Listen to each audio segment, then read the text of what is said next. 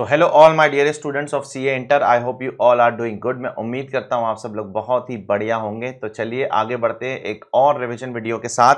और आज हम लोग रिवाइज करने जा रहे हैं हमारा चौथा head of income, income from other source. Salary बचा हुआ है, मुझे पता है, उसका मैं रिवीजन वीडियो अगले हफ्ते डाल दूंगा, डोंट वरी। तो आज हम लोग सबसे पहले इनकम फ्रॉम अदर सोर्सेज का रिवीजन पूरा का पूरा कर लेते हैं। जल्द से जल्द, कम से कम समय के अंदर हम इसको कंप्लीट करने की कोशिश करेंगे।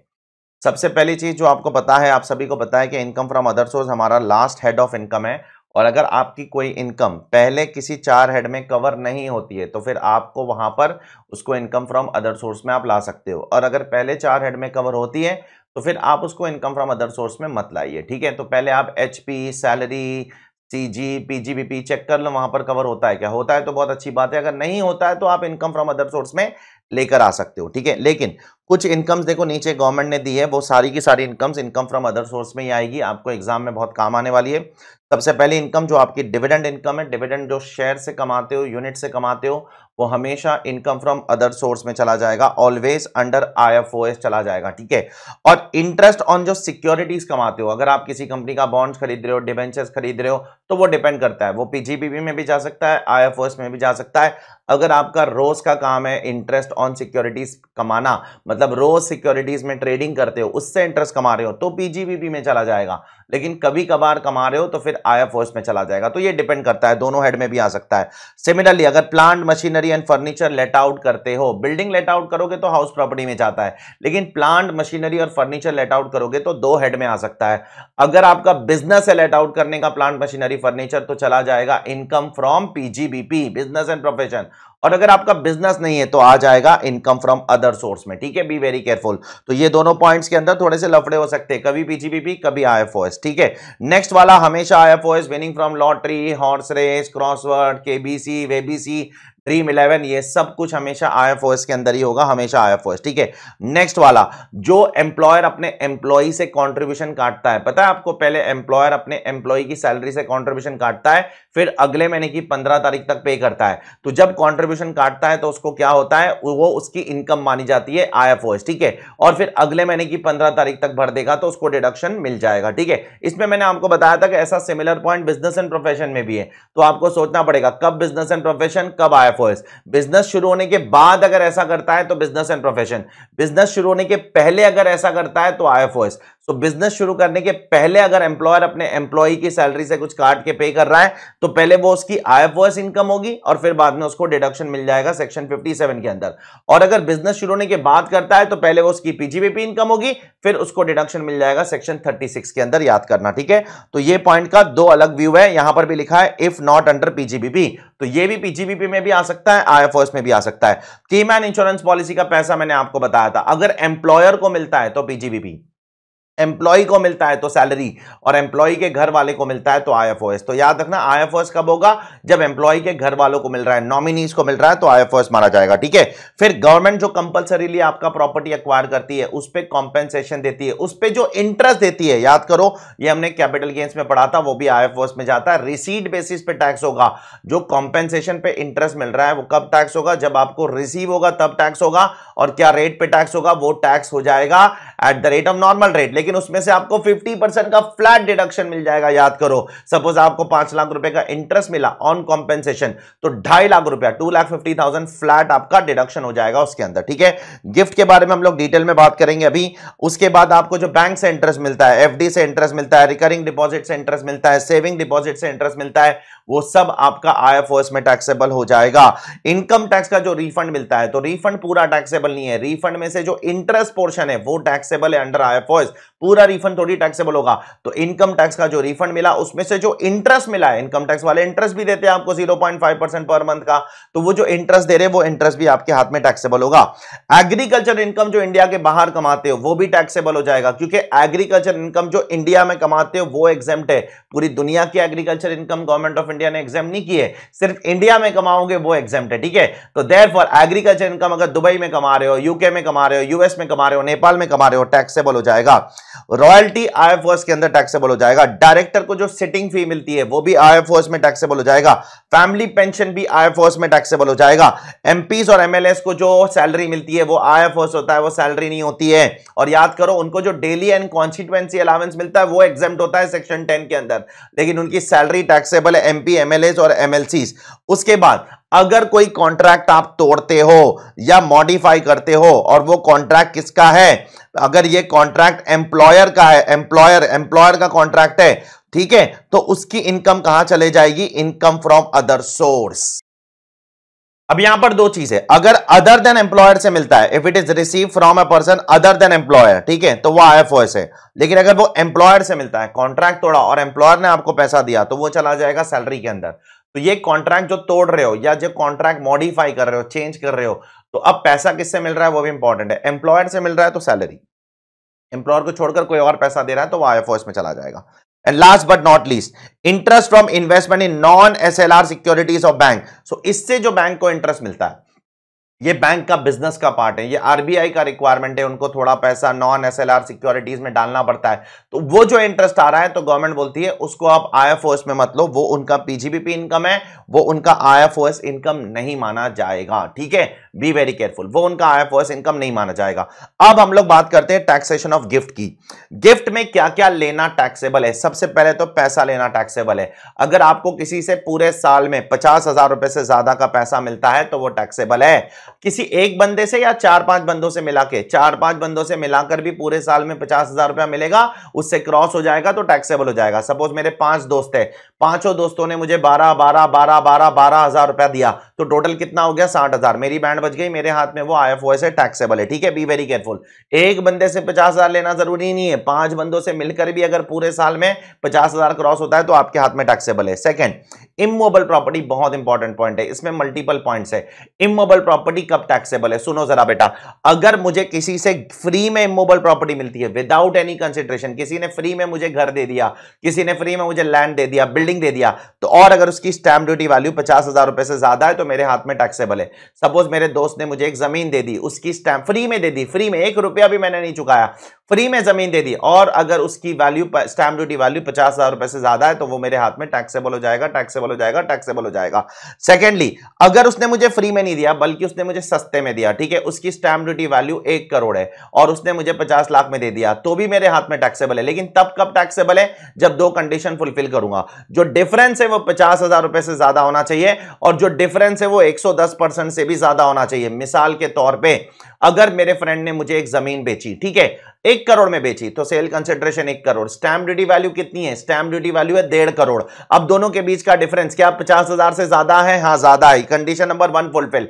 अब दोनों का बीच का डिफरेंस क्या 110% से भी ज्यादा है, वो भी चेक करना है, हाँ वो भी फुलफिल। अब ये दोनों कंडीशन फुलफिल होगा तो मेरे हाथ में वो जो डिफरेंशियल अमाउंट है 1 करोड़ माइनस 1.5 करोड़, 50 लाख रुपया मेरे हाथ में टैक्सेबल हो जाएगा as income from other source. अब इसके अंदर एक और पॉइंट है, ठीक है, बी वेरी केयरफुल। कुछ लोगों के लिए ये 110% नहीं है, 120% है। अब वो खुश नसीब लोग कौन है, जो एक घर खरीदते हैं, रेजिडेंशियल प्रॉपर्टी खरीदते हैं। 12 नवंबर 2020 से लेकर इस पे बहुत सारे क्वेश्चंस थे, अगर आपको पता होगा आरटीपी मॉक टेस्ट पेपर जाकर चेक करना, जो अपन ने क्लास में सॉल्व किया उसमें बहुत सारे क्वेश्चंस थे।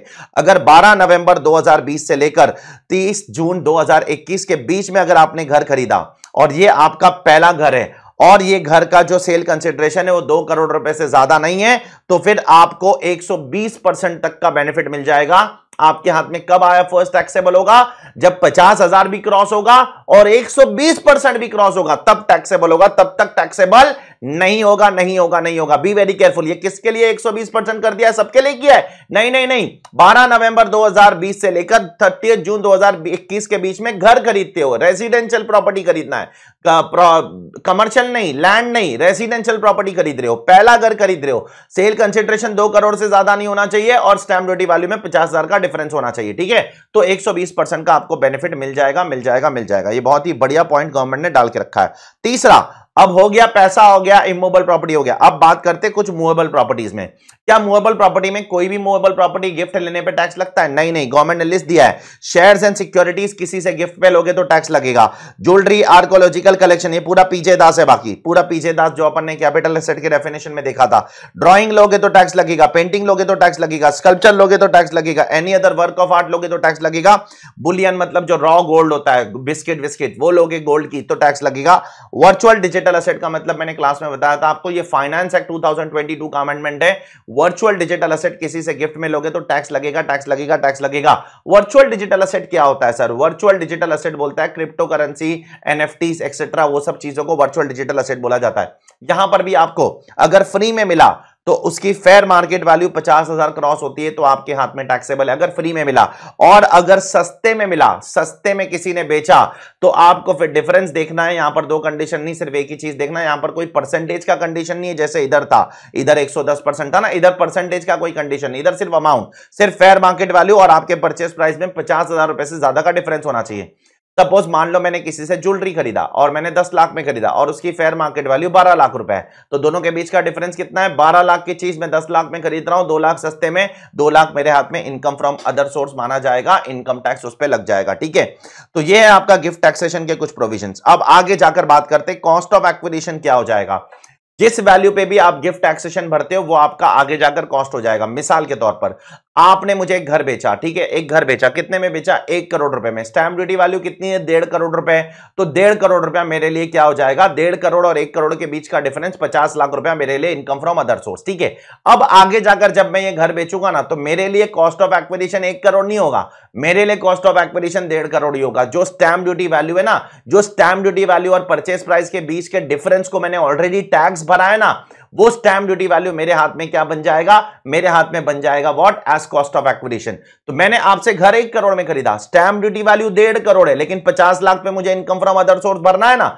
हाँ, income from other source 50 lakh पे भरिए। आगे जाकर जब भी आप इस पर्टिकुलर असेट को बेचोगे तो आपको कॉस्ट ऑफ एक्विजिशन 1.5 करोड़ मिल जाएगा, यहां पर चेक कर लेना। ठीक है, अब कुछ लोगों से गिफ्ट मिलने पर आपको टैक्स नहीं लगता है। जैसे जैसे जैसे कुछ लोगों से गिफ्ट मिलेगा नो टैक्स। जैसे सबसे पहले रिलेटिव्स, रिलेटिव्स में कौन कौन आता है? रिलेटिव्स का डेफिनेशन यहां पर काफी ज्यादा लंबा बनाया है गवर्नमेंट ने। सबसे पहले मैं इंडिविजुअल हूं तो मेरा रिलेटिव कौन कौन है? सबसे पहले मेरी बीवी मेरे रिलेटिव है, उसके बाद ब्रदर एंड सिस्टर, मेरे भाई बहन मेरे रिलेटिव है, उसके बाद brother and sister of the spouse of the individual, मतलब मेरी बीवी के भाई बहन मेरे रिलेटिव है, बी वेरी केयरफुल। उसके बाद brother and sister of either of the parents of the individual, मतलब मेरे मां बाप के भाई बहन भी मेरे रिलेटिव है। मतलब मेरे मां बाप के भाई बहन कौन हुए? मेरी मां के भाई बहन कौन हुए? मेरे मामा, मेरी मासी। और मेरे पिताजी के मेरे भाई बहन कौन हुए? मेरे पिताजी के भाई बहन मेरे चाचा हो गए, बड़े पप्पा हो गए, मेरी बुआ हो गई। ये सब लोगों से भी गिफ्ट लेने पे कोई टैक्स नहीं लगेगा।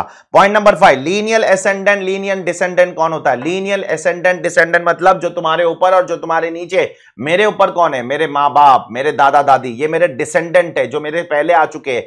मेरे असेंडेंट कौन है? मेरे बच्चे, मेरे पोते, पोता, पोती, वो सब मेरे डिसेंडेंट हो गए, वो सारे के सारे यहां पर कवर हो जाएंगे। ठीक है, उसके बाद एनी लीनियल असेंडेंट और descendant of the spouse of the individual, मतलब मेरी बीवी के मां बाप, मेरे मतलब मेरे ससुर एक्सेट्रा, सासू मां, जो भी है, ठीक है, और मेरी बीवी के बच्चे, ठीक है, वो भी मेरे क्या हो जाएंगे? रिलेटेड पार्टी माने जाएंगे। और उसके बाद में पॉइंट नंबर 2 से लेकर पॉइंट नंबर 6 तक जितने भी लोग हैं, इन सब के पत्नी और पति भी मेरे रिलेटिव माने जाएंगे। जैसे मेरे भाई की बीवी, मेरी बहन का पति, मेरे ये जितने भी लोग हैं यहां से लेकर यहां तक, उनके जितने भी हस्बैंड या वाइफ है वो भी मेरे रिलेटेड पार्टी माने जाएंगे। तो बहुत ज्यादा एग्जॉस्टिव डेफिनेशन बना के रखा है गवर्नमेंट ऑफ इंडिया ने। एचयूएफ के केस में कौन रिलेटेड पार्टी है? In case of HUF any member thereof. HUF को अगर अपने मेंबर से कोई गिफ्ट मिलेगा, माफ है, माफ है, माफ है, तो ये सब लोगों से अगर मुझे गिफ्ट मिलता है, इंडिविजुअल को अगर इन सब लोगों से गिफ्ट मिलता है, माफ है, और एचयूएफ को इनसे गिफ्ट मिलता है, माफ है। ठीक है, तो ये है आपका रिलेटिव्स का डेफिनेशन। सेकंड, मैरिज पे आपको गिफ्ट मिलेगा, माफ है। किससे भी असेट मिल रहा है मैरिज पे, पैसा मिल रहा है, मनी मिल रहा है, बुलियन मिल रहा है, ज्वेलरी मिल रहा है, इमूवेबल प्रॉपर्टी मिल रहा है, मैरिज पे माफ है, माफ है, माफ है। विल में मिल रहा है, वसीयत में मिल रहा है, माफ है। इनहेरिटेंस में मिल रहा है, जायदाद में मिल रहा है बाप दादाओं की, माफ है, माफ है, माफ है। Next, in contemplation of the death of the pair, सामने वाला मरने वाला है, डॉक्टर ने बोला कि इसकी मौत अभी कुछ दिनों में आने वाली है तो उसने मुझे कुछ गिफ्ट दे दिया है, ऐसे केस में अगर देता है तो माफ है, माफ है, माफ है, माफ है, माफ है। लोकल अथॉरिटी से कुछ मिलता है तो माफ है। और अगले 3-4 पॉइंट क्या है, ये पॉइंट नंबर 6, 7, 8 किसी ट्रस्ट से मिलता है, किसी एनजीओ से मिलता है। इस पे क्वेश्चन बना था एग्जाम के अंदर, चेक करना जाकर अपना पास्ट पेपर्स का आरटीपी मॉक टेस्ट, उसके अंदर मैंने क्वेश्चन कराया। अगर किसी ट्रस्ट से मिलता है, कोई यूनिवर्सिटी से मिलता है, कोई कॉलेज से मिलता है, कोई हॉस्पिटल से मिलता है, कोई इंस्टीट्यूशन से मिलता है, कोई एजुकेशनल इंस्टीट्यूशन से, कोई एनजीओ से, एक्सेट्रा एक्सेट्रा, इन सब लोगों से अगर कुछ मिलता है गिफ्ट तो माफ है, माफ है, माफ है, माफ है, माफ है, उस पर टैक्स नहीं लगता है। ठीक है। Then by way of transactions not regarded as transfer under section 47 के अंदर जो ट्रांजैक्शंस बोले, जैसे होल्डिंग अगर सब्सिडरी को देता है, अमालगमेशन में एसेट मिलता है, डीमर्जर में एसेट मिलता है, तो 47 में बहुत सारे नॉन टैक्सेबल ट्रांसफर में बोला है एसेट एक दूसरा बंदे को देता है, तो वो सब केसेस में भी अगर आपको एसेट मिलता है तो माफ है, माफ है, माफ है, माफ है। फ्रॉम एन इंडिविजुअल, किसी इंडिविजुअल से मिल रहा है, बाय अ ट्रस्ट, एक ट्रस्ट को मिल रहा है, मैं एक ट्रस्ट हूं और मुझे एक इंडिविजुअल पैसा दे रहा है for the benefit of the relative of individual. तो अगर सपोज मैं एक ट्रस्ट हूं, आप मुझे 1 करोड़ रुपया दे रहे हो और बोल रहे हो कि एक बंदा है वो मेरी बहन है, उसके फायदे के लिए आप ये फायदे के लिए ये पैसा खर्चा करना, तो वो भाई अपनी बहन को डायरेक्ट पैसा नहीं दे रहा है, भाई अपनी बहन को नहीं दे रहा है बल्कि ट्रस्ट को दे रहा है, ट्रस्ट अपनी बहन को, उसकी बहन को दे रहा है, तो इनडायरेक्टली अपनी बहन को ही दे रहा है ना वो, और क्या हुआ, रिलेटिव को ही दे रहा है, तो उस केस में भी टैक्स नहीं लगेगा। चेक करो। अगर होल्डिंग सब्सिडरी को असेट दे रहा है, सब्सिडरी होल्डिंग को असेट दे रहा है तो माफ है, 2 कंडीशन फुलफिल करनी पड़ेगी। 100% होल्डिंग सब्सिडरी होना चाहिए। कैसा होना चाहिए? 100% होल्डिंग सब्सिडरी होगा तो माफ है। दूसरा कंडीशन क्या है, जो रेसिपिएंट है, जो असेट ले रहा है, वो इंडियन कंपनी होना चाहिए, ट्रांसफरी कंपनी इंडियन होना चाहिए। अगर होल्डिंग सब्सिडरी को दे रहा है तो सब्सिडरी इंडियन होना चाहिए, और सब्सिडरी होल्डिंग को दे रहा है तो होल्डिंग इंडियन होना चाहिए। और आखिर में गवर्नमेंट ने बोला है कुछ और लोगों को भी हम लोग इसमें प्रिस्क्राइब कर सकते हैं, चेक कर लो। तो चलिए आगे बढ़ते हैं toward the next, which is a finance act 2022 amendment है। ये finance act 2022 amendment by default क्या होता है, अगर आपको कोई 50,000 रुपए से ज्यादा का पैसा देता है तो वो आपके हाथ में गिफ्ट टैक्स हो जाता है। लेकिन यहां पर कुछ लोगों के लिए रिलैक्सेशन है। किसके लिए? अगर कोई इंडिविजुअल अपने खुद के मेडिकल ट्रीटमेंट या अपने फैमिली मेंबर के कोविड ट्रीटमेंट के लिए किसी से पैसा लेता है, सपोज मेरे को कोविड हो गया या मेरे घर वाले को कोविड हो गया, तो किसी ने मेरी मदद कर दी, ठीक है, 50,000 रुपए से ज्यादा की मदद कर दी कोविड ट्रीटमेंट के लिए, तो वो मेरे हाथ में एग्जेम्प्ट है, एग्जेम्प्ट है, एग्जेम्प्ट है, चेक कर लो। कोविड ट्रीटमेंट, दूसरा कोई भी इमोशन में बह मत जाना, कैंसर वैंसर कुछ भी लिखेगा इंस्टीट्यूट, टैक्सेबल बोल देना। सिर्फ कोविड के लिए अगर आपको कोई पैसा देता है आपके ट्रीटमेंट के लिए या आपके घर वालों के ट्रीटमेंट के लिए, फैमिली मेंबर के ट्रीटमेंट के लिए, तो आपके हाथ में एग्जेम्प्ट है, ठीक है। दूसरा, अगर कोई बंदा मर जाता है और उसके घर वाले को कॉम्पेंसेशन मिलता है, कोविड से मरता है, दूसरे किसी कारण से नहीं, सिर्फ कोविड वालों के लिए आया है, अगर कोई घर का बंदा कोविड के वजह से मर जाता है तो उसके घर वालों को जो कॉम्पेंसेशन मिल रहा है, तो एम्प्लॉयर से अगर मिल रहा है, वो नौकरी करता था तो उसके एम्प्लॉयर ने दिया, तो विदाउट लिमिट एग्जेम्प्ट है, कितना भी मिलेगा तो एग्जेम्प्ट है। और अगर कोई और पर्सन से मिल रहा है, जैसे गवर्नमेंट से मिल रहा है, कोई ट्रस्ट से मिल रहा है, तो 10 लाख रुपए तक एग्जेम्प्ट है, उसके ऊपर टैक्सेबल है, ठीक है। तो अगर डेथ हो जाती है तो घर वालों को एम्प्लॉयर से पैसा मिलेगा तो विदाउट लिमिट एग्जेम्प्ट है, एम्प्लॉयर को छोड़कर किसी और से पैसा मिलेगा तो 10 लाख रुपए तक एग्जेम्प्ट है, उसके ऊपर टैक्सेबल। लेकिन कुछ कंडीशन फुलफिल करनी पड़ेगी। पहला, कॉज ऑफ डेथ कोविड होना चाहिए, पैसा मरने के बाद 12 महीने के अंदर मिल जाना चाहिए, चेक करो, within 12 months on the date of the death, और आपको कुछ और कंडीशन फुलफिल करने पड़ सकते हैं जो गवर्नमेंट नोटिफाई कर सकती है, ठीक है। तो आपका कॉज ऑफ डेथ कोविड होना चाहिए, पैसा 12 महीने में मिल जाना चाहिए, और गवर्नमेंट कुछ और कंडीशन बोलेगी। सर आपने बोला था family member, family member, family member में कौन आता है? देखो, मेरी फैमिली मेंबर में मेरी बीवी, मेरे बच्चे आ जाएंगे, वेदर दे आर डिपेंडेंट और इंडिपेंडेंट, दोनों भी आ जाएंगे। मेरी बीवी मुझ पर डिपेंडेंट है तो भी मेरी फैमिली मेंबर है, इंडिपेंडेंट है तो भी है, मेरा बच्चा डिपेंडेंट इंडिपेंडेंट दोनों फैमिली मेंबर है। लेकिन मेरे भाई बहन माँ बाप सिर्फ अगर मुझ पर डिपेंडेंट है तो ही आएंगे, इंडिपेंडेंट भाई बहन माँ बाप नहीं आएंगे, लेकिन इंडिपेंडेंट बीवी और बच्चे आ सकते हैं, ठीक है, क्योंकि यहां पर ऐसा नहीं लिखा है डिपेंडेंट और इंडिपेंडेंट, तो स्पाउस और चिल्ड्रन दोनों आ जाएंगे, और भाई बहन माँ बाप सिर्फ और सिर्फ अगर मुझ पर डिपेंडेंट है तो ही आएंगे, ठीक है। Be very careful. Next next next next, अगर कोई रेजिडेंट बंदा किसी नॉन रेजिडेंट को इंडिया के बाहर पैसा देता है, मनी देता है, तो वो भी गिफ्ट टैक्स में टैक्सेबल हो जाएगा। मिसाल के तौर पर मैं इंडिया में हूं और मेरा एक दोस्त यूके में है और मैंने उसको कैश गिफ्ट दिया 70,000 रुपए का या 80,000 रुपए का या 1 लाख रुपए का, तो वो उसके हाथ में deem to accrue in India है, टैक्सेबल हो जाएगा। लेकिन बी वेरी केयरफुल, यहां पर सिर्फ उसको पैसा दूंगा तो ही टैक्सेबल है। अगर मैं अपने फ्रेंड को जो बाहर बैठा है उसको मैं क्या दे रहा हूं, पैसा नहीं दे रहा हूं, बल्कि मैं ज्वेलरी दे रहा हूं या यूके में जाके, तो टैक्सेबल नहीं होगा, क्योंकि यहां पर सिर्फ पैसा बोला है, ज्वेलरी नहीं बोला है। अगर मैं यूके में जाकर उसको प्रॉपर्टी गिफ्ट देता हूं तो टैक्सेबल नहीं होगा, क्योंकि यहां पर सिर्फ पैसा बोला है, प्रॉपर्टी नहीं बोला है। तो अगर कोई रेजिडेंट अपने किसी नॉन रेजिडेंट को, भाई भाई को नहीं, भाई भाई को तो वैसे भी एग्जेम्प्ट है, रिलेटिव्स को नहीं, रिलेटिव्स को छोड़कर दोस्त को या किसी और को, थर्ड पार्टी को कोई गिफ्ट देता है, इंडिया के बाहर पैसा जाकर देता है, तो वो भी इनकम फ्रॉम अदर सोर्स में डीम टू अक्रूर अराइज माना जाएगा। बी वेरी केयरफुल, ठीक है। Next next next next next, अगर आप किसी से कुछ गिफ्ट में ले रहे हो, से अगर इमूवेबल प्रॉपर्टी ले रहे हो, ज्वेलरी ले रहे हो एक्सेट्रा, तो आपको गिफ्ट टैक्स लग सकता है। अगर आप सस्ते में लोगे, फ्री में लोगे, लेकिन कब लग सकता है? आपको सिर्फ तब लगेगा जब उसको आप एक कैपिटल एसेट की तरह खरीद रहे हो।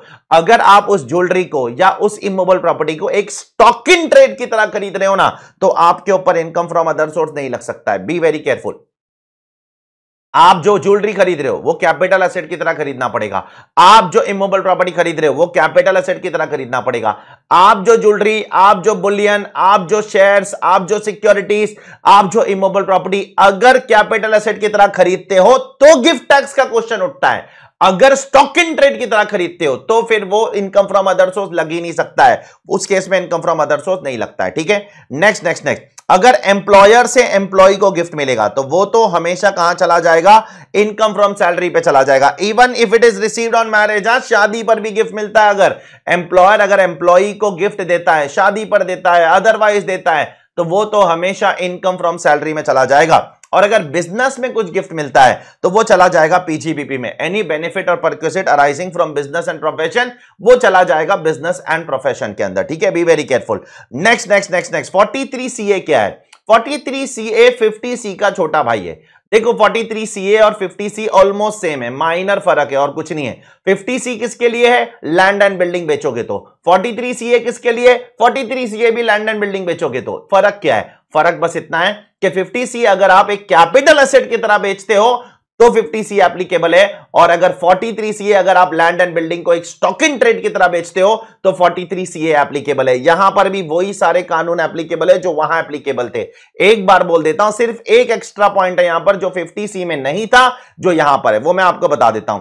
43CA, अगर मैं कोई लैंड या कोई बिल्डिंग एक स्टॉक इन ट्रेड की तरह बेचता हूं तो मुझे सेल कंसिडरेशन को स्टैंप ड्यूटी वैल्यू से कंपेयर करना पड़ेगा, विच एवर इज हायर वो दिखाना पड़ेगा। अगर दोनों के बीच का डिफरेंस 110% से ज्यादा है तो कुछ केसेस में ये 110%, 120% भी हो जाएगा, जो अपन ने अभी थोड़ी देर पहले पढ़ा था। 12 जून से लेकर 12 नवंबर से लेकर, सॉरी उल्टा बोल दिया, 12 नवंबर 2020 से लेकर 30 जून 2021 के बीच में बेच रहा हूं, घर बेच रहा हूं, पहला घर है सामने वाले का, कंसिडरेशन 2 करोड़ रुपए से ज्यादा नहीं है, तो फिर 120% तक का बेनिफिट भी मुझे मिल जाएगा। तो ये जो 120% वाला कॉन्सेप्ट है ना, वो 43CA में भी है, वो 56(2)(10) में भी है गिफ्ट टैक्स के लिए, लेकिन वो 50C के अंदर नहीं है। Be very careful. 50C में 120% का कॉन्सेप्ट नहीं है, 50C में सिर्फ और सिर्फ 110% वाला कॉन्सेप्ट है। Be very careful. 50C में 120% का कॉन्सेप्ट आता ही नहीं है, ये हमेशा दिमाग में रखना। Now coming back to discussion, तो अगर मैं एक स्टॉक इन ट्रेड बेचता हूं, लैंड एंड बिल्डिंग को स्टॉक की तरह बेचता हूं, कैपिटल एसेट की तरह नहीं, तो 43CA। तो दोनों के बीच का डिफरेंस देखने का 110% से ज्यादा है क्या? अगर है तो स्टैंप ड्यूटी वैल्यू ले लो, और 110% से ज्यादा नहीं है, 110% तक ही है, तो फिर आपको सेल कंसिडरेशन जो है वो लेना पड़ेगा। यहां पर भी वही है, अगर आपको लगता है स्टैंप ड्यूटी वैल्यू बहुत ज्यादा है तो आप क्या कर सकते हो, आप जा सकते हो, किसके पास जा सकते हो? असेसिंग ऑफिसर के पास, वो वैल्यूएशन ऑफिसर के पास भेजेगा। फिर वैल्यूएशन ऑफिसर अगर आपकी वैल्यू बढ़ा देता है, कॉपी पेस्ट है पूरा, अगर वैल्यूएशन ऑफिसर आपकी वैल्यू स्टैंप ड्यूटी वैल्यू से भी ज्यादा बढ़ा देता है तो फिर स्टैंप ड्यूटी वैल्यू जितना आपको वैल्यू लेना पड़ेगा, और वैल्यूएशन ऑफिसर अगर घटा देता है तो बहुत अच्छी बात है, तो फिर घटी हुई वैल्यू लेना पड़ेगा। तो ये सब कुछ वैसा ही है, कॉपी पेस्ट है, इसमें मैं टाइम वेस्ट नहीं करना चाहता हूं। आगे ये जो 2 पॉइंट है ये भी पूरे कॉपी पेस्ट है, ठीक है। ये 2 पॉइंट भी सेम टू सेम, यहां पर लिखा भी हूं मैंने, the about 2 points are also covered in 50C, same to same है, लेकिन बोलता हूं क्योंकि बहुत इंपॉर्टेंट है। अगर आज डेट ऑफ एग्रीमेंट है और फ्यूचर में जाकर डेट ऑफ रजिस्ट्रेशन आने वाली है, और आज स्टैंप ड्यूटी वैल्यू 50 लाख है और फ्यूचर में स्टैंप ड्यूटी वैल्यू 70 लाख होने वाली है, तो मैं कौन सी स्टैंप ड्यूटी वैल्यू से कंपेयर करूं? आज डेट ऑफ अग्रीमेंट है, आज स्टैंप ड्यूटी वैल्यू 50 लाख है, कल फ्यूचर में जाकर स्टैंप ड्यूटी वैल्यू 70 लाख होगी, फ्यूचर डेट ऑफ रजिस्ट्रेशन है, मैं कौन सी स्टैंप ड्यूटी वैल्यू लूं? आप आज वाली स्टैंप ड्यूटी वैल्यू ले सकते हो, डेट ऑफ अग्रीमेंट वाली, अगर दो कंडीशन फुलफिल करते हो। पहला, अगर पैसा आज या आज से पहले रिसीव करते हो एडवांस के तौर पे, एडवांस भी लेते हो तो चलेगा, पूरा पैसा लेना जरूरी नहीं है, अगर एडवांस आज या आज से पहले लेते हो और 4 मोड में लेते हो, अकाउंट पे चेक, अकाउंट पे ड्राफ्ट, ईसीएस या सच अदर इलेक्ट्रॉनिक मोड, ये दोनों कंडीशन फुलफिल होती है तो आज की वैल्यू से कंपेयर करोगे आप सेल कंसिडरेशन को, और अगर ये दोनों में से एक भी कंडीशन वायलेट होती है तो फिर फ्यूचर वैल्यू से कंपेयर करोगे आप सेल कंसिडरेशन को। इस पे बहुत सारे क्वेश्चन इंस्टीट्यूट ने past RTP, past mock test और पास्ट एग्जाम पेपर्स में कवर किए। मैंने आपको 12-13 पेपर करवाया हूं क्लास के अंदर, आप जाकर चेक कर लेना, ठीक है। रेगुलर बैच में भी करवाया हूं, फास्ट ट्रैक में भी करवाया, फास्ट ट्रैक में थोड़ा जल्दी करवाया, बस और कुछ नहीं, ठीक है। तो ये जाकर चेक करना, ऐसा सिमिलर पॉइंट आपको 50C पे भी मिलेगा, इस पे क्वेश्चंस भी अपन ने बहुत सारे किया है। नेक्स्ट वाला जो प्रोविजन है 5627B, ये सिर्फ और सिर्फ क्लोजली हेल्ड कंपनीज के लिए। क्लोजली हेल्ड कंपनी कौन होती है? एक प्राइवेट कंपनी को आप क्लोजली हेल्ड कंपनी बोल सकते हो, या एक ऐसी कंपनी जो मार्केट में ट्रेड नहीं करती है, एक ऐसी कंपनी जिसके अंदर बहुत ज्यादा शेयर होल्डर्स नहीं है, ठीक है। तो अगर एक क्लोजली हेल्ड कंपनी अपने रेजिडेंट शेयर होल्डर्स को शेयर्स इशू कर रही है और उसके फेस वैल्यू से ज्यादा पे इशू कर रही है, सपोज फेस वैल्यू कितना है, 10 रुपीज है, ठीक है, और वो कितने पे इशू कर रही है, इशू प्राइस है 200 रुपया और उसका मार्केट वैल्यू है कितना, 30 रुपया, तो फेस वैल्यू से ज्यादा पे इशू कर रही है और मार्केट वैल्यू से भी ज्यादा पे इशू कर रही है, तो ये दोनों के बीच का जो डिफरेंस है ना 170 रुपया, वो बन जाएगा income from other source in the hands of the company. बराबर से पढ़ना, where a closely held company in any previous year from any person being a resident, resident को इशू कर रही है, शेयर इशू कर रही है, that exceeds face value, yes face value से ज्यादा पे इशू कर रही है, an aggregate consideration received is 200 rupees minus the fair market value is 30 rupees, तो 70 rupees will be considered as income from other source. तो इशू प्राइस कितना होना चाहिए, फेस वैल्यू से ज्यादा, और इशू प्राइस कितना होना चाहिए, मार्केट वैल्यू से भी ज्यादा। तो the difference between the issue price minus the market value जो भी होगा, 200 minus 30, 170 rupees will become income from other source in the hands of the company. Company के हाथ में आईएफओएस माना जाएगा। इस पर भी एक क्वेश्चन मैंने आपको पास्ट एग्जाम के पेपर में से करवाया हूं, जाकर चेक कर लेना। आगे बढ़ते towards taxation of dividends. Dividends कैसे टैक्स होता है? आईएफओएस में टैक्स होता है। जो कंपनी से आपको डिविडेंड मिलता है, शेयर्स पर डिविडेंड मिले, यूनिट्स पर डिविडेंड मिले, सब कुछ आईएफओएस में टैक्सेबल होता है, ठीक है। क्या रेट पे टैक्स होता है? डिविडेंड के लिए कोई स्पेशल रेट नहीं है, स्लैब रेट्स पर टैक्स होता है, जैसे बाकी सबके लिए होता है 2.5 लाख, 5 लाख, 10 लाख, वो जो लिमिट है उस हिसाब से डिविडेंड टैक्स होता है। कोई स्पेशल रेट नहीं है, long term, short term, capital gain जैसा, लॉटरी जैसा कोई स्पेशल टैक्स रेट नहीं है डिविडेंड के लिए। डिविडेंड हमेशा आपके स्लैब रेट पे टैक्स होगा। डिविडेंड के अगेंस्ट कोई डिडक्शन मिलेगा क्या? सिर्फ एक डिडक्शन मिलेगा, वो है इंटरेस्ट इनकम, वो भी 20% तक का डिडक्शन मिलेगा। मिसाल के तौर पर अगर आपका डिविडेंड है 5 लाख रुपया और अगर आपने उस डिविडेंड को कमाने के लिए लोन लिया है, उस पे इंटरेस्ट भर रहे हो, तो आपको उस डिविडेंड के 20% जितना डिडक्शन मिल सकता है। तो 5 लाख का 20% कितना हो जाएगा? 1 लाख रुपया। 1 लाख रुपए से ज्यादा फिर आपको नहीं मिल पाएगा। जितना भी डिविडेंड है उसका 20% तक का इंटरेस्ट का डिडक्शन आपको मिलेगा, उससे ज्यादा नहीं मिलने वाला है, ठीक है। उससे ज्यादा मांगोगे तो वो डिसअलाउ होने वाला है। अब डिविडेंड के अंदर कॉन्सेप्ट ऑफ डीम्ड डिविडेंड भी बहुत ज्यादा इंपॉर्टेंट है, जो आपको ध्यान देना होगा। डीम्ड डिविडेंड में गवर्नमेंट ने 5 किस्म के डिविडेंड डाल के रखे हैं, 222A, 222B, 222C, 222D, 222E। इसमें क्या होता है? इसमें कंपनी अपने शेयर होल्डर को पैसा देने के बदले, डिविडेंड देने के बदले असेट्स देती है, शेयर्स देती है, डिवेंचर्स देती है, लोन देती है। ये सारी चीजें दे दे के गवर्नमेंट को चूना लगाती है, ठीक है। तो अब ये चूना आप नहीं लगा पाओगे क्योंकि अब गवर्नमेंट ने बना दिया है इसको डीम्ड डिविडेंड।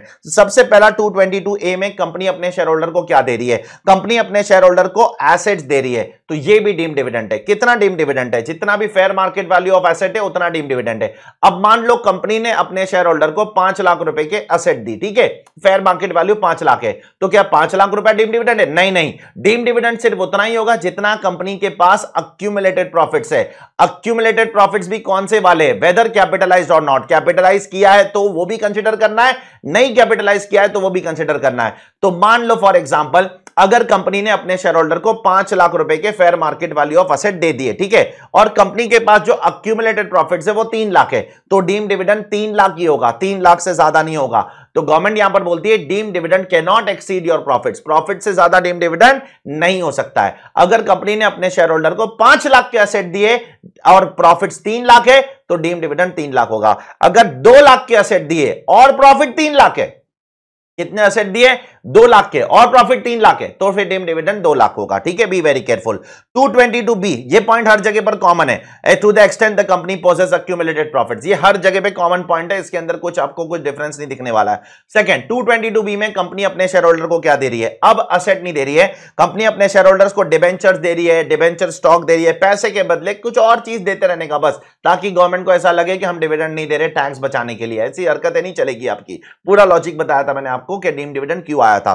तो अगर अपनी शेयर होल्डर को आप डिबेंचर्स दे रहे हो, डिबेंचर स्टॉक दे रहे हो, डिपॉजिट दे रहे हो, ठीक है, विद और विदाउट इंटरेस्ट, इंटरेस्ट के साथ दे रहे हो, बिना इंटरेस्ट के दे रहे हो, उससे फर्क नहीं पड़ता है, या अगर आप प्रेफरेंस शेयर होल्डर्स को बोनस दे रहे हो, इक्विटी शेयर होल्डर्स को बोनस दोगे तो डीम डिविडेंड नहीं माना जाता है। प्रेफरेंस शेयर होल्डर्स को बोनस दे रहे हो तो अगर आप अपने शेयर होल्डर्स को क्या दे रहे हो, डिबेंचर्स दे रहे हो, डिपॉजिट सर्टिफिकेट दे रहे हो, डिबेंचर स्टॉक दे रहे हो, विद इंटरेस्ट दे रहे हो, विदाउट इंटरेस्ट दे रहे हो, या प्रेफरेंस शेयर होल्डर्स को बोनस दे रहे हो, प्रेफरेंस शेयर होल्डर्स को, इक्विटी शेयर होल्डर्स को नहीं, प्रेफरेंस शेयर होल्डर्स को, तो वो भी डीम डिविडेंड है, again to the extent the company possesses accumulated profits. अगर आप जो डिबेंचर दे रहे हो वो 10 लाख का है और अगर आपके पास अक्यूमुलेटेड प्रॉफिट्स 3 लाख के, तो डीम डिविडेंड 3 लाख ही होगा, 10 लाख नहीं होगा। ठीक है, deem dividend can not be more than what, the accumulated profits. उसके बाद 222C, इसके बारे में मैंने आपको ऑलरेडी बता दिया है in the chapter of capital gains. Capital gains के अंदर मैंने आपको डिटेल में बता दिया, लेकिन एक बार आज फिर से बता देता हूं। जब कंपनी लिक्विडेशन पे अपने शेयर होल्डर्स को क्या देती है, असेट्स डिस्ट्रीब्यूट करती है,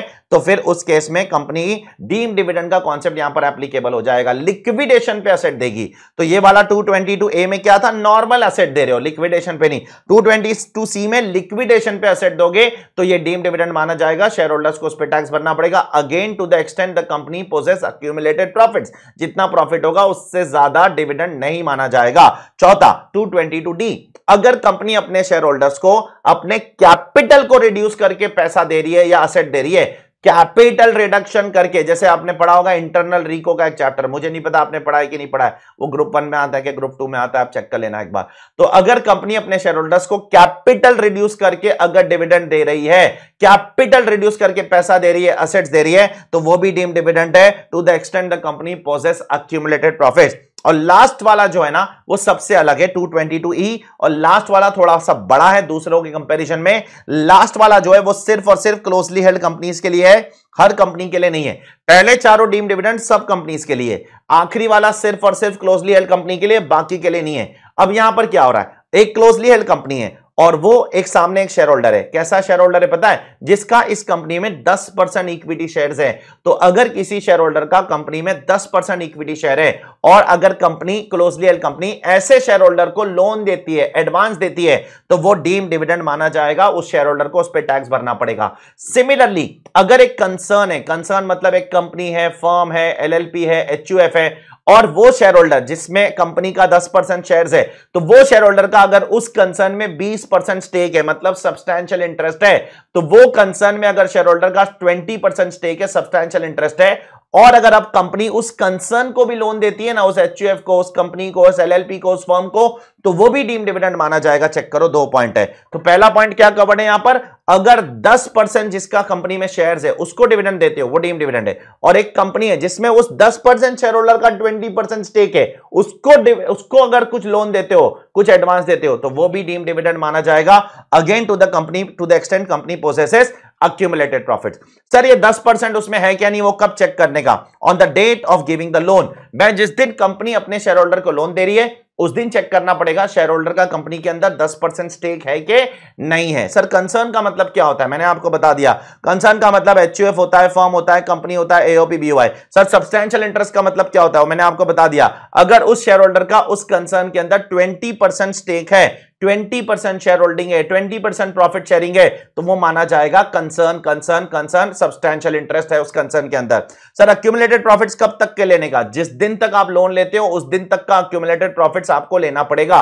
सर शेयर होल्डर ने अगर रीपे कर दिया, तो शेयर होल्डर ने रीपे कर दिया, उससे कोई फर्क नहीं पड़ता है। शेयर होल्डर रीपे करेगा तो भी वो डीम डिविडेंड है, शेयर होल्डर रीपे नहीं करेगा तो भी वो डीम डिविडेंड माना जाएगा। बी वेरी केयरफुल, उससे फर्क नहीं पड़ता है। शेयर होल्डर, मान लो क्लोजली हेल्ड कंपनी ने शेयर होल्डर को लोन दे दिया, अब वो बाद में रीपे कर दे, उससे फर्क नहीं पड़ता है, वो डीम डिविडेंड बन गया उसके हाथ में। अब रीपे करना है कर, नहीं करना है मत कर, वो तेरा हेडेक है। अच्छा सर शेयर होल्डर को अगर मैंने ट्रेड एडवांस दिया तो, ट्रेड एडवांस दिया तो वो डीम डिविडेंड नहीं माना जाएगा। मान लो मेरा शेयर होल्डर मेरा क्रेडिटर है तो मैं उसको एडवांस दे रहा हूं, शेयर होल्डर मेरा क्रेडिटर भी तो हो सकता है, मैं उससे माल खरीदता हूं, रॉ मटेरियल खरीदता हूं, तो मैंने उसको ट्रेड एडवांस दिया। तो शेयर होल्डर को अगर आप ट्रेड एडवांस देते हो जो बिजनेस का पार्ट है, कमर्शियल ट्रांजैक्शन है जो बिजनेस का पार्ट है, तो वो डीम डिविडेंड नहीं माना जाएगा, नहीं माना जाएगा, नहीं माना जाएगा। ठीक है, बी वेरी केयरफुल। नाउ दो और चीजें जो डिविडेंड के डेफिनेशन में नहीं आते हैं। पहला पहला पहला पहला पहला सुन लो, अगर सपोज, बहुत ज्यादा बारीकी से सुनना, सपोज मैंने आपको लोन दिया, ठीक है, तो 1 लाख रुपए का लोन दे दिया, मैंने आपको 1 लाख रुपए का लोन दे दिया, ठीक है, 1 लाख का लोन दे दिया,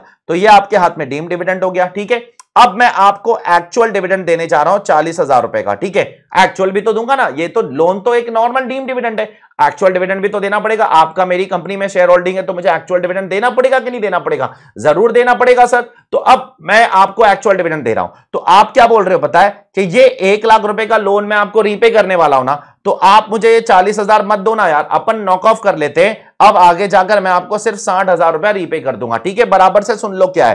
पहले आपने मुझे 1 लाख रुपए का लोन दिया तो वो मेरे हाथ में डीम डिविडेंड बन गया। ठीक है, उसमें मुझे टैक्स भरना है, अब ये लोन रीपे भी तो करना है। अब आप मुझे 40,000 रुपए का डिविडेंड देने आ रहे हो, तो मैंने क्या बोला, आप मुझे 40,000 रुपए का डिविडेंड मत दो और मैं आपको ना 1 लाख रुपए के बदले ना अब मैं आपको 60,000 रुपया रीपे कर दूंगा। तो मैंने ये 40,000 रुपया एडजस्ट कर लिया अपने लोन के अगेंस्ट, तो उस केस में आपको डीम डिविडेंड, उस केस में आपको टैक्स नहीं लगेगा उस 40,000 पे।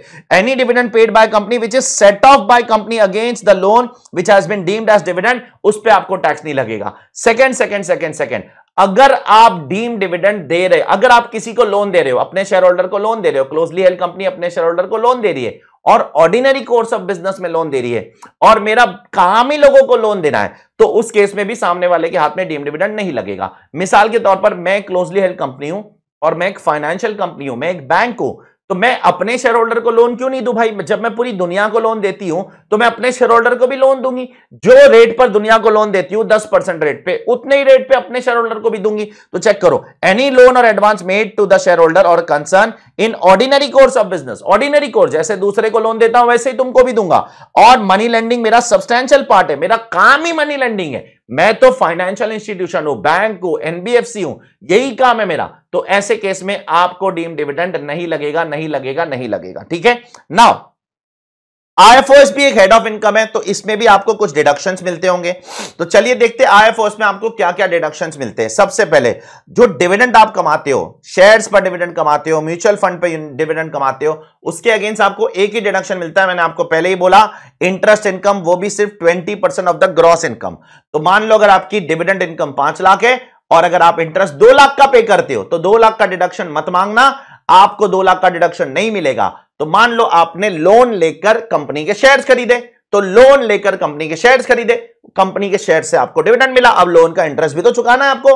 डिविडेंड कितना मिला? 5 लाख, इंटरेस्ट कितना चुका रहे हो? 2 लाख, 2 लाख का डिडक्शन मत मांगो, 20% ऑफ द डिविडेंड मिलेगा, मतलब 1 लाख। ठीक है, उससे ज्यादा का डिडक्शन आपको यहां नहीं मिलेगा। ठीक है, second, interest income on securities, जो बॉन्ड्स खरीदते हो, डिबेंचर्स खरीदते हो, उस पे जो इंटरेस्ट आता है, उस इनकम के अगेंस्ट कुछ डिडक्शन मिलेगा। हां, अगर कोई कमीशन दिया है, कोई रेम्यूनरेशन दिया है टू बैंक और any other person for the purpose of realising such interest, ठीक है, उस इंटरेस्ट को कमाने के लिए बैंक को कुछ कमीशन दिया है, कुछ रेम्यूनरेशन दिया है, कुछ प्रोसेसिंग चार्जेस दिया है, एक्सेट्रा एक्सेट्रा, तो उसका डिडक्शन मिलेगा। उसके अलावा कोई और डिडक्शन आपको नहीं मिलने वाला है। ठीक है, next, employee contribution towards welfare fund, वो मैंने आपको पहले ही बता दिया। एम्प्लॉई की सैलरी से काटा तो मेरी इनकम, बिजनेस शुरू होने के पहले काटा तो आईएफओएस, बिजनेस शुरू होने के बाद काटा तो पीजीबीपी। तो बिजनेस शुरू होने के पहले वाली बात करते हैं, आज हम लोग आईएफओएस की बात कर रहे हैं, तो बिजनेस शुरू होने के पहले काटा तो आईएफओएस, और अगर अगले महीने की 15 तारीख तक भर दिया तो वो माना जाएगा व्हाट, एज योर डिडक्शन, तो वो माना जाएगा पेमेंट ऑन ड्यू डेट और आपको उसका डिडक्शन मिल जाएगा। नेक्स्ट, अगर आप किसी को मशीनरी, प्लांट, फर्नीचर रेंट पे देते हो तो आपको रेंटल इनकम मिल रही है, अब उसके अगेंस्ट कौन सा डिडक्शन ले सकते हो? उस मशीनरी को अगर कोई करंट रिपेयर करते हो, करंट मतलब कोई रेवेन्यू रिपेयर करते हो तो वो मिलेगा। कोई इंश्योरेंस प्रीमियम भरते हो उस मशीनरी पे तो उसका डिडक्शन मिलेगा। उसके ऊपर जो नॉर्मल डेप्रिसिएशन एप्रिसिएशन आता है उसका डिडक्शन मिलेगा। तो अगर आपने कोई मशीनरी प्लांट फर्नीचर खरीद के रेंट पे दिया है, उससे इनकम कमा रहे हो, उसके अगेंस्ट रिपेयर निकाल सकते हो, रेवेन्यू रिपेयर, इंश्योरेंस प्रीमियम और डेप्रिसिएशन का डिडक्शन।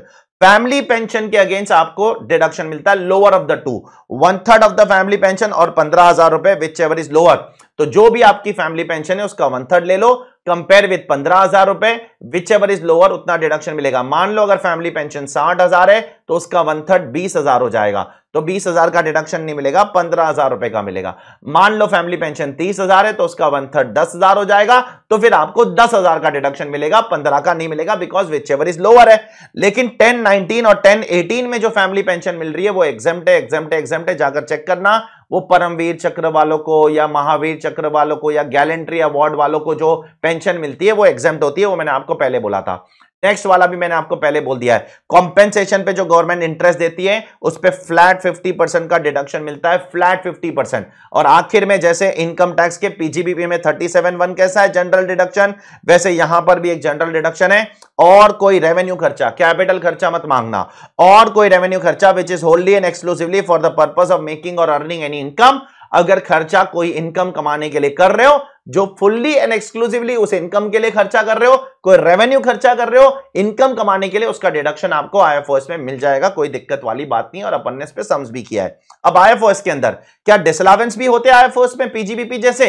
Yes yes yes. सबसे पहले पर्सनल एक्सपेंस डिसअलाउ हो जाएगा आईएफओएस के अंदर, जैसे पीजीबीपी में डिसअलाउ हो जाता है पर्सनल एक्सपेंस। उसके बाद अगर टीडीएस नहीं काटा, टीडीएस नहीं भरा एक्सेट्रा, इंडिया के बाहर पेमेंट कर रहे हो उसका टीडीएस नहीं काटा, टीडीएस नहीं भरा, तो 100% डिसअलाउ हो जाएगा। उसके बाद कैश पेमेंट किया 10,000 रुपए के ऊपर, बेरर चेक से पेमेंट किया, क्रॉस चेक से किया, नहीं चलेगा। अकाउंट पे ही चेक, अकाउंट पे ही draft, ECS such as electronic mode, यहां पर भी डिसअलाउ हो जाता है जैसा पीजीबीपी में होता है। उसके बाद किसी रेजिडेंट को पे किया तो 30% डिसअलाउ हो जाएगा अगर टीडीएस नहीं काटा, टीडीएस नहीं भरा। रेजिडेंट को पे करने पे 30%, नॉन रेजिडेंट को पे करने पर पूरा 100% खर्चा डिसअलाउ होता है, याद करो पीजीबीपी में पढ़ा था। और आखिर में कैजुअल विनिंग के अंदर कोई डिडक्शन आपको नहीं मिलने वाला है।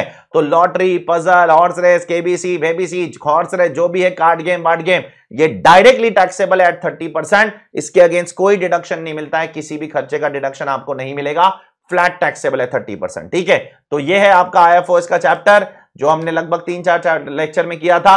40 मिनट के अंदर देखो पूरा का पूरा मैंने रिकैप कर दिया। ठीक है, सो ध्यान रखो सब लोग अपना, इसी तरीके से मैं रोज एक लेक्चर का, एक चैप्टर का रिवीजन वीडियो डालता रहूंगा।